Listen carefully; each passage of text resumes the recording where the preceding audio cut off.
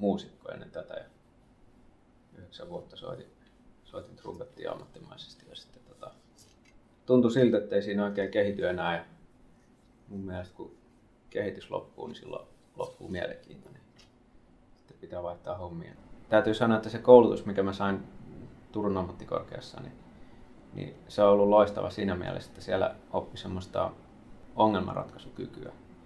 Se oli tuskallista, kaikki fysiikan labrat sun muut, mutta se on todellakin niin kuin vaivan arvosta. Katsoisin, että tämä Espotel on aika hyvä alusta myös karjäärille, tai sanotaan, mua ei niinkään karjääri kiinnosta, mutta se, että oppii enemmän.